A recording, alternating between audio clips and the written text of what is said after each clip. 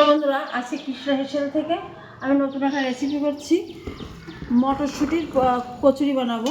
মটরশুঁটির কচুরি করতে কী কী লাগে, মটরশুঁটি ছাড়িয়ে নিয়েছি, কাঁচা লঙ্কা, আদা, আর যখন ফোড়ন দেবো তখন আমি একটু হিং দেবো। মিক্সিতে আমি নিয়ে নিচ্ছি, এটা আমি আগে গুঁড়ো করবো। যাই হোক, গুঁড়ো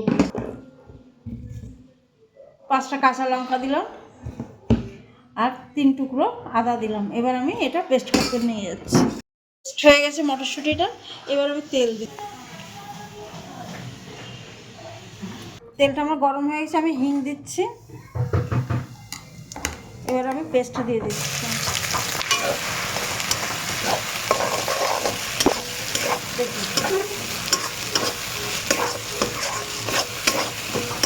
আমি মিক্সি ধোয়া জলটা দিয়ে দিচ্ছি।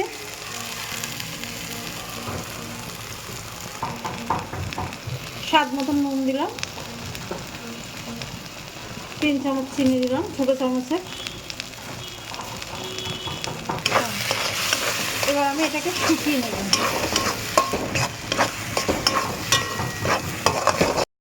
ছোটো চামচের 1 চামচ গরম মশলা দিয়ে দিলাম। এবার আমি এটাকে শুকিয়ে নেব। মটরশুঁটির পুরটা তো শুকনো করছি। এদিকে আমি ময়দাটা মেখে নিচ্ছি। স্বাদ মতো নুন দেবো, 3 চামচ চিনি দেবো। এবার ময়দা মাখার মধ্যে তেল দেবো। প্রথমে আমি এগুলো মিক্স করে নেবো, তেলটা আর নুনটা ময়ামটা দিয়ে নেবো, তারপর আমি জল দিচ্ছি। ময়ামটা হয়ে গেছে, এবার আমি নর্মালি জল দিয়ে মাখবো। এটা আমার মাখা হয়ে গেছে। এবার আমি সামান্য একটু তেল দেবো এর উপরে। সামান্য তেল মাখিয়ে ঢাকা দিয়ে রাখবো 5 মিনিট। ওদিকে আমার মটরশুঁটিটা নামিয়ে ফেলবো। এবার আমি 5 মিনিট এটা ঢাকা দিয়ে রাখবো।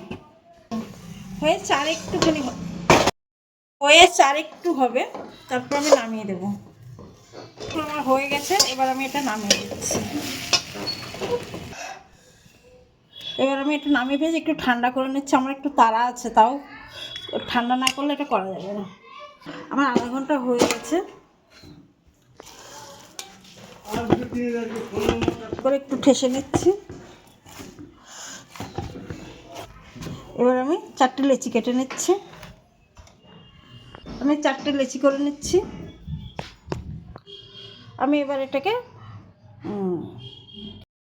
আবার বাটি বানিয়ে নিচ্ছি।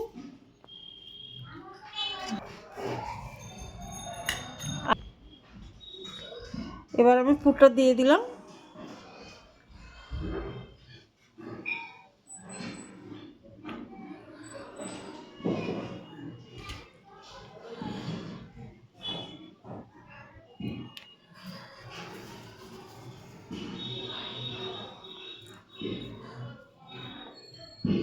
কড়াইটা আমার গরম হয়েছে, তেলটাও গরম হোক, আমি এদিকে বেলে নিচ্ছি।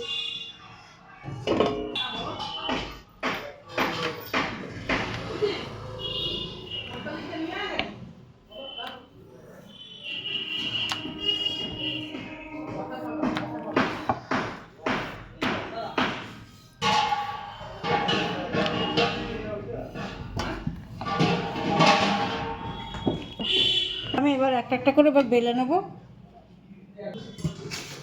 তেলটা আমার গরম হয়েছে, এবার আমি একটা করে ছেড়ে দেবো।